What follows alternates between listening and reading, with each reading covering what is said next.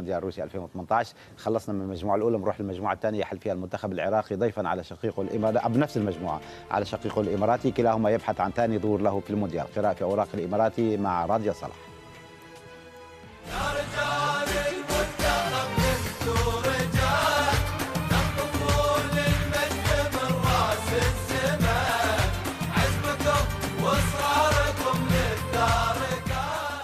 أن نحن نلعب كرة قدم، نلعب الشيء اللي نحن نعرفه، نقدم الإمكانيات اللي عندنا، والشيء النصيحة الوحيدة أن نحن نعطي 300 أو حتى 1000%، والنتيجة دائما عند الله.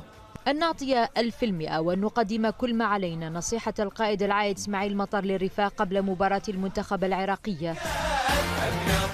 مباراة جدا مهمة ومصيرية لمواصلة المنافسة على إحدى بطاقات التأهل في المجموعة هذه. مباراة مصيرية والنقاط الثلاثة المطلب الوحيد.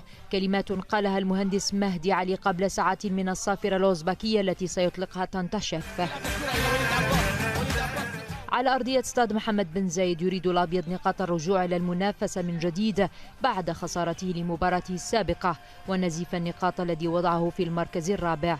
مباراة البحرين الودية كانت الأرضية الخصبة التي تأكد من خلالها المهندس مهدي علي على استعداد لاعبيه وحتى الدفع ببعض الأسماء الأخرى. استعدينا من خلال التجربة مع البحرين، يمكن واجهتنا بعض الصعوبات في أول 4-5 أيام بسبب إصابة بعض اللعيبة من الجولة الأخيرة في الدوري، لكن الحمد لله الفريق من بعد المباراة الودية اللعيبة كلهم جاهزين وفي فورمة جيدة. فوز معنوي على البحرين، وبالخصوص العائد إسماعيل مطر الذي سجل هدف العودة وصنع آخر.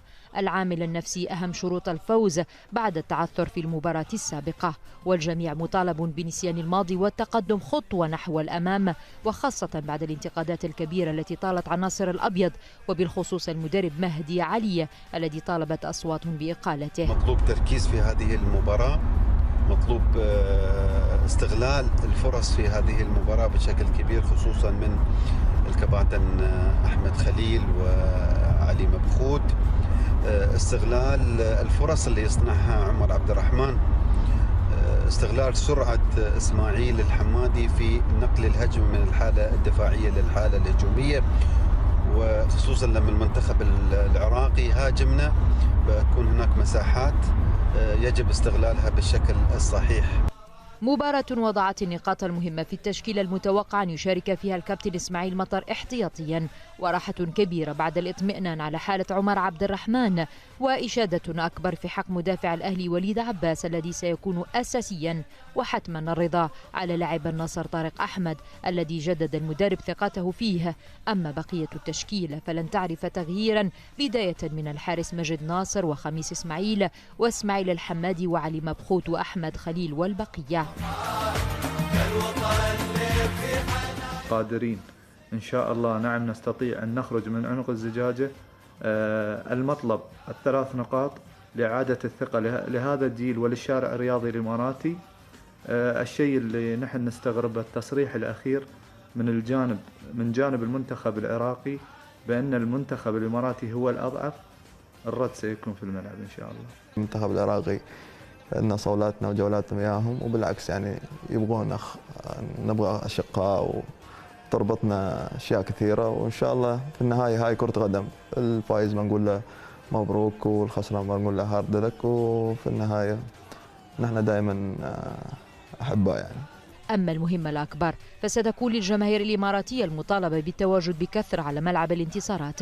إن شاء الله نحن بإذن الله يعني أن نوصل للحلم إن شاء الله. راديا صلاح، صدى الملعب. كفاح مباراة مصيرية نعم. الخسارة غير مغتفرة، حتى التعادل راح يكون خسارة كبيرة، لأنه أنا أعتقد المنتخب الإماراتي عنده خيار واحد اللي هو الفوز. عودة إسماعيل مطر، وليد عباس بالتأكيد راح تضيف لهذا الفريق عمق كبير وقائد كنا نحتاجه في المباريات الماضية. شكرا كابتن مهدي لإعادة إسماعيل مطر. أنا أعتقد بكرة الجمهور. وين اضعف خطوطكم؟ وين اقوى خطوطكم؟ انا اعتقد اضعف خطوطنا هو الدفاع، خصوصا الظهيرين، ولكن عوده وليد عباس راح تقوي من هذا الخط. اعتقد اشكاليتنا كذلك في التسجيل في بعض الاحيان، ولكن اتوقع اكثر من هدف في مباراه الغد. المنتخب الاماراتي الحقيقه كان متطور جدا، لكن بهالبطوله يعني بهالتصفيات شوي تزعزعت الثقه فيه. أنا أعتقد أبو كرم في عدة عوامل وتكلمنا أكثر من مرة، هي عزل اللاعبين، عدم اندماج اللاعبين في الدوري، يعني يمكن هذه من أسباب. يمكن عزل اللاعبين، شو قصدك عزل اللاعبين؟ انهم يعني لما مثلا اللاعبين تعزلهم عن اعلام، عن المقابلات، عن هذا زياده شحن. يعني انا مريت بالتجربه هذه. اللاعب يحس انه يعني يشوف العالم تطلع، يشوف وين مريت بالتجربه؟ بشو مريت بالتجربه؟ انت ما لعبت دوليا ولا بنادي النصر؟ لا انا ما كنت اصلا، انا الا لاعب بس يوم العب ما في لا تلفزيونات ما في روادو. بس شوف ابو كرم، شوف بعدين بقول لك شيء. نعم. المباراه الاخيره حقت المنتخب السعودي، المعدل اللياقي يعني ما يليق منتخب لاعبين محترفين بصراحه. طيب. شوط يلعبوا شوط، لكن انا بقول لك بكره الاماراتيين يا فوز يا مع السلامه.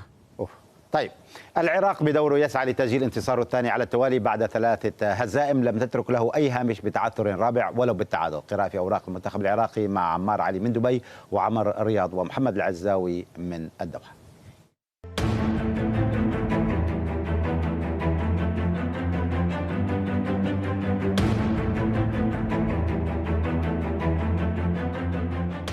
تشكيلة العراق مستقرة، وإذا ما تبدل شيء فهو القادم الجديد من الدوري السويدي برونوري، وقد يحل بديلا ولا بديل لراضي مهما جاءت نتيجة اللقاء مع الشقيق الإماراتي. كما صرح رئيس الاتحاد علما أن شنيشل راض عن لاعبيه بكل ما جاءت به السفن.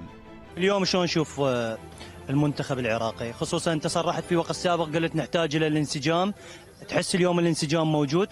شوف، المنتخبات الوطنية يحتاج إلى وقت، يعني مال شهر شهرين سنوات يحطون ويضعون الاتحادات خطط ويخلون الكوادر التدريبيه مستقره حتى تطبق الاستراتيجيات او الخطط او طرق اللعب، لانه احنا ما ندرب. احنا الان نعتبر الاجواء مثاليه، صار لنا تقريبا 10 ايام وجو بعض اللاعبين يعني قبل 6 ايام، فالحمد لله انه الاجواء طيبه، ومشكوره طبعا دوله قطر استضافتنا اكثر من مره، فهذا الاجواء نعتقد سوف تنعكس ان شاء الله ايجابيا على الفريق.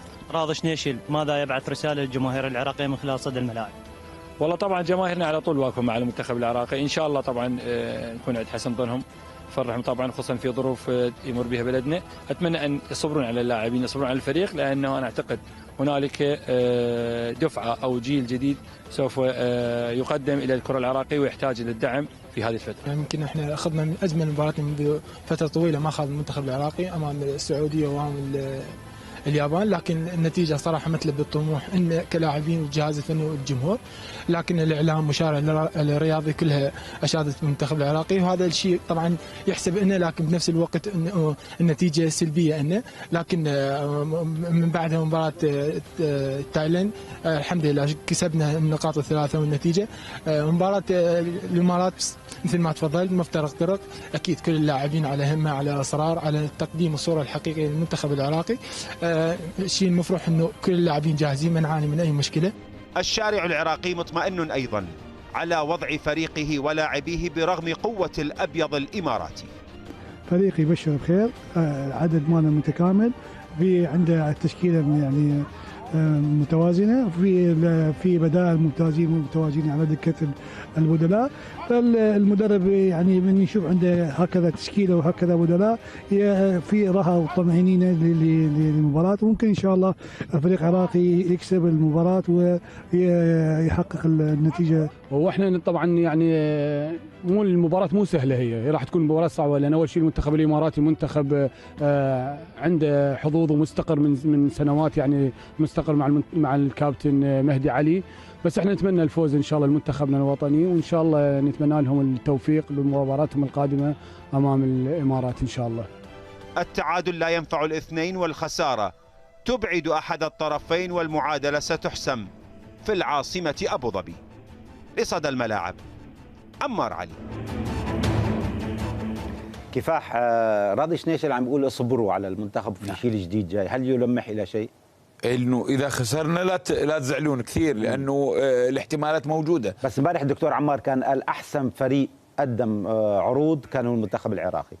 في تصاعد؟ لا مش تصاعد. لما لعب اول مباراه كان تعرف لعب مع السعوديه وكان ممتاز حد دقيقه 76، لعب مع استراليا وخسر واليابان بالوقت الاضافي. افضل مبارياته كان مع الفريق التايلندي، لانه من 18 فرصه في الشوط الاول سجل هدفين، وكذلك في الشوط الثاني 14 فرصه. شو اعتراضك على المنتخب العراقي؟ اعتراضي على المنتخب انه لسه جالس يضيع يعني امام المنتخب السعودي. في الشوط الاول كان بامكانه يطلع 4-0. ما عنده هداف من طينه يونس محمود ولا احمد راضي. كذلك المشكله عدم تقسيم الجهد في الشوط الاول، يقدم كل اللي عنده. في الشوط الثاني يخفض الجهد، وهذه مشكلته الاساسيه، وهذا اللي يتحملها المدرب، ما بتحملوها بس اللاعب. نعم. المدرب كمان تقسيم طبعا الجهد. هذا يعني لازم الخبره مع الايام. نعم. ابو سلطان، ايش بيك انت قاعد كانك قاعد بالصف؟ بس انت قاعد بالصف يعني قاعد بيان بس تتكتف بعد. لا والله لا يعني قاعد. انا طبيعتي الهدوء. انا وين طبيعتك؟ ما بعرفك انا. رجل هادي. وانت رجل هادي انت والله صاخب جدا. تفضل. بس على السريع، عمار عم بيقول يعني التعادل يضر بالفريقين واللي خسران ممكن يطلع برا. فالعراق برايك قادر يعمل شيء في الامارات؟ قادر. انا من اول مباراه لعبها وبالذات مع السعوديه، وش قلت بالسعوديه بالام بي سي؟ قلت هنا بصدر الملعب، ما طلع الا بصدر الملعب. قلت انه ب6 دقائق اضع مجهود كله، ترى مو ب 81 و86 سجلت. صحيح. والمنتخب العراقي افضل منتخب يلعب تكتيك ومهاره وانسجام وكل شيء، ولكن عدم زي ما تفضل اخوي كفاح، عدم تقسيم الجهد على وقت المباراه كلها. طبعا هذه امور تكتيكيه. والله يا ابو كرم انا اتوقع تعادل. فوز الامارات 3-1.